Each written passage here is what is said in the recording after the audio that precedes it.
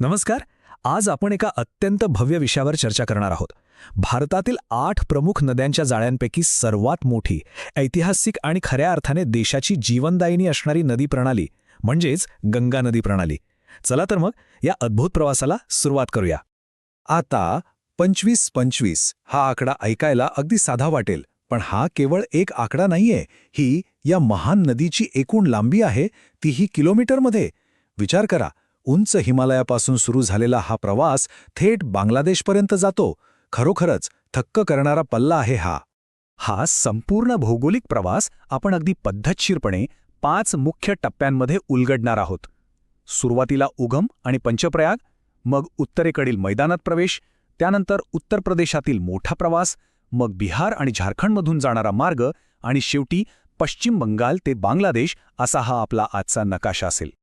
तर वळूया आपल्या पहिल्या टप्प्याकडे, उगम आणि पंचप्रयाग. ही नदी नेमकी आकार कशी घेते? उत्तराखंडच्या उंच, बर्फाच्छादित आणि खडबडीत पर्वतरांगांमधील हिमनद्यांमध्ये याचा शोध आपल्याला घ्यायचा आहे. पण हे सगळं समजून घेण्यापूर्वी एक अगदी सोपी तरीही महत्त्वाची संकल्पना स्पष्ट करूया. प्रयाग म्हणजे नक्की काय? अगदी सोप्या भाषेत सांगायचं तर भौगोलिकदृष्ट्या 2 किंवा अधिक नद्यांचा संगम म्हणजे प्रयाग. अर्थात हा केवळ भूगोलाचा भाग नाही, तर याला एक खूप मोठा सांस्कृतिक आणि नॅव्हिगेशनल अर्थसुद्धा आहे. नद्यांचे हे संगम समजून घेतले की पुढचा प्रवास सोपा होतो. गणिताच्या पलीकडे जाऊन गंगेच्या उगमाबद्दल बोलताना 2 प्रमुख प्रवाहांची माहिती घेणं खूप रंजक ठरतं. एकीकडे आहे भगीरथी, जिचा उगम गोमुख जवळून होतो आणि जी टेहरी धरणासारख्या महाकाय प्रकल्पांमधून 205 किलोमीटरचा अतिशय खडतर प्रवास करते. आणि दुसरीकडे आहे अलकनंदा. सतोपंत हिमनदीतून उगम पावणारी ही नदी पर्वतांना अक्षरशः चिरून आपला एक स्वतंत्र आणि रौद्र मार्ग तयार करते. आता एका सोप्या समीकरणासारखे हे पंचप्रयाग आपण पटापट समजून घेऊया. ध्यानात घ्या, विष्णुगंगा आणि धौलीगंगा एकत्र आल्या की बनतो विष्णुप्रयाग. त्यानंतर अलकनंदा आणि नंदाकिनी मिळून होतो नंदप्रयाग. अलकनंदा आणि पिंडारा एकत्र येतात तो कर्णप्रयाग. आणि अलकनंदा आणि मंदाकिनीचा संगम म्हणजे रुद्रप्रयाग. आणि या सगळ्याचा कळस म्हणजे देवप्रयाग. इथे अलकनंदा आणि भगीरथी या 2 बलाढ्य नद्या अखेर एकमेकींना मिळतात आणि इथूनच खऱ्या अर्थानं जन्म होतो तो गंगा नदीचा. आता आपण आपल्या विश्लेषणाच्या दुसऱ्या टप्प्यावर आलो आहोत. उत्तरेकडील मैदानी प्रदेशात प्रवेश. पर्वतांमधला संगम पूर्ण झाल्यानंतर हा विशाल जलप्रवाह हिमालयाच्या त्या खडबडीत भूभागातून खाली कसा झेपावतो ते आता पाहूया. या सुरुवातीच्या काळात गंगेला नायर नदी, चंद्रभागा आणि सोंग नदी यांसारख्या काही महत्त्वाच्या उपनद्या येऊन मिळतात. यात सोंग नदीची एक अतिशय भन्नाट गोष्ट आहे. डेहराडूनमध्ये या नदीला चक्क चमत्कारिक नदी म्हटलं जातं. का? कारण या नदीच्या पाण्यात खनिजांचं प्रमाण इतकं अफाट आहे की ते आसपासची जमीन सुपीक तर बनवतंच, पण आरोग्यासाठी ते अतिशय गुणकारी मानलं जातं. हा पर्वतीय प्रवास संपतो कुठे? तर हरिद्वारमधील हर की पौडी येथे. हा तो अचूक भौगोलिक बिंदू आहे जिथून गंगा पर्वतांमधून बाहेर पडून सपाट मैदानी प्रदेशात प्रवेश करते.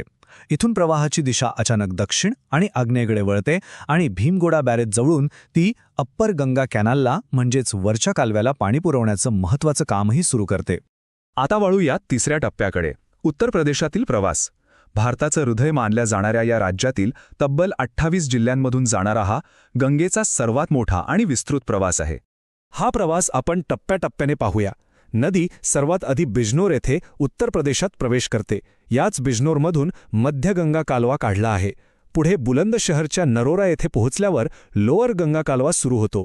त्यानंतर ऐतिहासिक कन्नौज शहर मागे टाकत नदी थेट प्रयागराजला पोहोचते, जिथे गंगेचा यमुनेसोबत तो प्रसिद्ध आणि ऐतिहासिक संगम होतो. आणि शेवटी गाझीपूरच्या पलीकडून ती या राज्यातून आपला मुक्काम हलवते. या प्रवासात गंगेला अनेक नद्या येऊन मिळतात. डाव्या तीरावरून रामगंगा आणि गोमती यांसारख्या मोठ्या नद्या तिला येऊन धडकतात. पण इथे एक अत्यंत रंजक भौगोलिक फॅक्ट लक्षात घेण्यासारखी आहे. उजव्या तीरावरून तिला यमुना येऊन मिळते.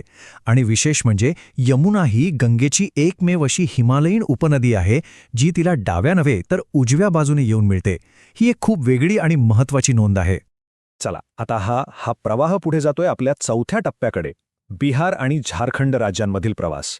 उत्तर प्रदेशची सीमा ओलांडून गंगा आता पूर्वेकडे बक्सर येथे बिहारमध्ये प्रवेश करते.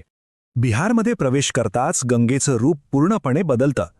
12 जिल्हे आणि 445 किलोमीटरच्या या पट्ट्यात गंगेचा आकार अक्षरशः अवाढव्य होतो. कर्मनाशा, घागरा, पुनपुन, सोन, गंडकी आणि कोसी यांसारख्या नद्या आपापलं पाणी गंगेत ओततात. विशेषतः पाटणा जिल्ह्यात जेव्हा सोन आणि पुनपुन या प्रमुख नद्या गंगेत मिसळतात तेव्हा गंगेची रुंदी तिच्या सर्वोच्च पातळीवर पोहोचते. हे दृश्य खरोखरच थक्क करणारं असतं. पण आता इथे एक खूपच आश्चर्यजनक भौगोलिक विसंगती समोर येते. हजारो किलोमीटर्सचा व्यापक प्रवास करणारी ही महाकाय नदी झारखंड राज्याला मात्र अगदी हलकासा स्पर्श करून पुढे जाते. खरे हे, झारखंडमध्ये गंगा केवळ एकाच जिल्ह्यातून, साहेबगंज जिल्ह्यातून अतिशय थोड्या अंतरासाठी वाहते आणि लगेच पुढे निघून जाते. आणि आता आपण येऊन पोचलो आहोत आपल्या शेवटच्या आणि अत्यंत भव्य अशा 5व्या टप्प्यावर, पश्चिम बंगाल ते बांगलादेश. ही महाकाय नदी प्रणाली आपला प्रवास संपवून समुद्रात विलीन होण्यासाठी कशी सज्ज होते ते आता आपण पाहणार आहोत. मुर्शिदाबादमधील फरक्का बॅरेजजवळ धुलियान इथे एक अत्यंत निर्णायक आणि मोठी भौगोलिक घटना घडते. आत्तापर्यंत एकसंध असलेली ही नदी इथे अचानक 2 वेगवेगळ्या प्रवाहात आणि नावांत विभागली जाते. तिचे हुगळी आणि पद्मा असे 2 स्पष्ट भाग होतात. इथून पुढे गंगेची ओळख आणि तिचा मार्ग दोन्ही कायमचे वेगळे होतात. यातल्या पहिल्या हुगळी प्रवाहाचा मागोवा घेऊया. हुगळी नदी दक्षिणेकडे बंगालमधून वाहू लागते. वाटेत दामोदर आणि रूपनारायण या नद्या तिला सामील होतात. पुढे कोलकाता आणि हल्दियासारख्या प्रमुख आणि गजबजलेल्या शहरांमधून वाट काढत शेवटी सागर आयलंड म्हणजेच गंगा सागर इथे ती बंगालच्या उपसागरात विलीन होते. एका प्रवाहाचा प्रवास इथे संपतो तर दुसरीकडे पद्मा नदीचा प्रवास बांगलादेशाच्या दिशेने सुरू होतो. तिथे ती थेट हिमालयातून धडधडत येणाऱ्या जमुना म्हणजेच ब्रह्मपुत्रा नदीशी संगम करते. हा प्रवाह पुढे मेघना नदीत विलीन होतो आणि या सगळ्या महान नद्या एकत्र येऊन समुद्राला मिळण्यापूर्वी जगातील सर्वात मोठा नदी त्रिभुज प्रदेश निर्माण करतात, ज्याला आपण सुंदरबन डेल्टा म्हणून ओळखतो. निसर्गाची ही एक अफाट आणि भव्य कलाकृतीच आहे. 25 ते 25 किलोमीटरचा हा एक अद्भुत आणि विशाल प्रवास आपण आत्ता समजून घेतला. पण हा प्रवास संपवताना एका अत्यंत महत्त्वाच्या प्रश्नावर आपण सर्वांनी विचार करणं गरजेचं आहे. चंद्रभागासारख्या पर्यावरणीय ताणतणावाखाली असलेल्या उपनद्या वाचवण्यासाठी नमामि गंगेसारखे प्रकल्प योग्य दिशेने टाकलेले पाऊल का ठरतात? इतकी मोठी, देशाचा भूगोल आणि अर्थव्यवस्था चालवणारी ही गुंतागुंतीची परिसंस्था टिकवून ठेवण्यासाठी आपली सामायिक जबाबदारी किती मोठी आहे याचा विचार नक्की करा. याच एका महत्त्वाच्या प्रश्नासोबत आजचं हे विश्लेषण आपण इथेच थांबूया. हा संपूर्ण प्रवास समजून घेतल्याबद्दल खूप खूप धन्यवाद.